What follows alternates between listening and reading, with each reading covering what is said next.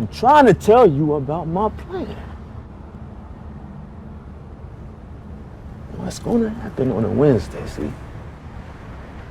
Not this Wednesday, not today, but some Wednesday. Hey, we'll see. I've got this stash of pills that make me feel real peaceful. That was a clip from the short film Any Wednesday. It's about a homeless vet with PTSD and an elderly woman with dementia. And the strangers strike a bond. Well, Patrick Stark is one of the directors. I'm so glad you were able to join us today. Thank you for having me here. So why was this the film you just had to make? Well, I would say it's the film my co-director had to make. It's her script. Ali Light, Academy Award-winning director, Emmy Award-winning director. Drop that in there. Yes, okay. I had to. Okay. She's had quite the career. This is a story she felt she needed to tell. Her collaborating partner, her husband, Irving Saraf, passed away in 2012, and she wanted to focus on fiction. They were documentary filmmakers from San Francisco. This is something she felt she needed to write. She wrote 4 short scripts, and a novel in this time, and Any Wednesday is the first to be produced. Okay, so I mean, just tell us a little bit of the story. This bonding, sort of a spontaneous bonding. Very spontaneous. Yes. So it's a woman in her 80s, the onset of dementia. She's leaving her choir practice, and she discovers she has a flat tire. She doesn't really know what to make of this or even how to get out of the situation. And this, a homeless war vet, Iraq war vet, comes along. Of course, we don't know he has PTSD by this point. He changes her tire, and she gives him a little money, and he convinces her to give him a ride, which is already kind of a scary scenario. And they end up going on a night journey together, and she's driving around. She's terrified, of course. Well, and the conversation between the two of them. I'm just thinking about the challenges for a filmmaker, since much of the action or the dialogue happens in the car. How do you shoot that?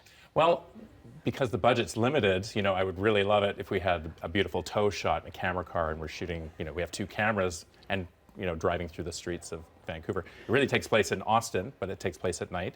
We did what's called poor man's process. So you get them in a car and with great lighting and proper camera setup and shaking the car. It feels like you're driving. We actually had rain elements in there too, so we have special effects guys spraying rain on the windshield, and with the right flashing of lights across the front of their faces, it looks like they're actually driving. Well, I hope that effect works. in their conversations, though, they're kind of validating each other's existence, even though they don't have any past. They don't really have a lot in common. Right. So they're thrust together in this moment, and it's just the beginnings of basic conversation that starts. She's not saying much, but he's curious enough to start asking her questions, what her background was. She's a school teacher. He starts talking, and he volunteers his story of being in the war and how that affected him. Well, and then, you say that there's a moment where that becomes, it's a dramatic moment anyway, that triggers his PTSD. Correct. So they're in the rainstorm. That flash and boom of lightning and thunder is the thing that triggers. And then she's having to pull off to the side of the road, and she's terrified. They've just been put together. They shouldn't even be together in the first place, and here they are together. And she is witnessing this attack, and he's gone back there. But it's kind of interesting to know that her memory is failing, but even in this, again, spontaneous encounter, she kind of stands by him. She's not giving up on him. Well, I think she's stuck. I'm sure she wanted to run, but she's stuck there. She doesn't even know where she is. They've been driving around the city. She has no clue where she is, so she has to. It's her own survival instinct. It's her survival. She's there and sticking with it. Eventually, after the episode calms, they drive off, and she manages to connect, with the help of his cell phone, connect with her husband and son who have been waiting and worrying about her. I'm sure. Yes. I'm sure. So this actually takes place. It was a true story, and it took place in Austin. And our co-producer, David Lundstedt, it was his mother. Oh, I see. So there's where the personal connection comes from. Okay. And so Ali, my co-director, thought that would be a great story. It's an original script based on this true story. And so Agnes, our protagonist, this really happened to her. Well, I'm thinking about the, the number of stories we do on people with PTSD, war vets, that type of thing, also dementia and those kinds of issues that affect an entire family. What do you hope that people take from this film? Well, you talk about PTSD, you talk about dementia, really we're talking about mental illness, and you only hope that there's empathy and the proper diagnosis of whatever affliction, whether it's PTSD or dementia, and that people get the care that they deserve when it comes to war vets or someone who's served and protecting our freedoms. They come back. You hope that the right diagnosis is made and that they're actually cared for properly, that they're given the respect and care they deserve. And where can people see the film?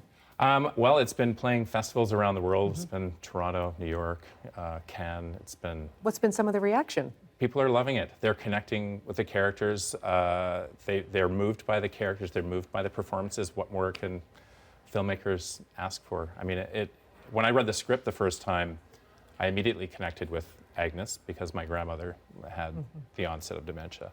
I connected with the Simo character, the war vet, because my nephew was on the streets in the East End.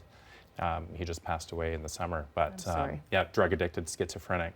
So you can't help but, with my story, I imagine all of us have a story of someone in their lives, whether it's you yourself or someone in your life with a mental illness, and the empathy you hope that people will have. So you're hoping to do a screening locally soon. I want more people to see it. Yes, no, definitely. It's going to another festival now. We just found it in San Diego. Yeah, and I'm going to organize a screening in Vancouver so the cast and crew and other people in Vancouver can finally take a look at it. Yeah. Thank you so much for coming in. Congratulations with this project. I appreciate it. Thanks so much.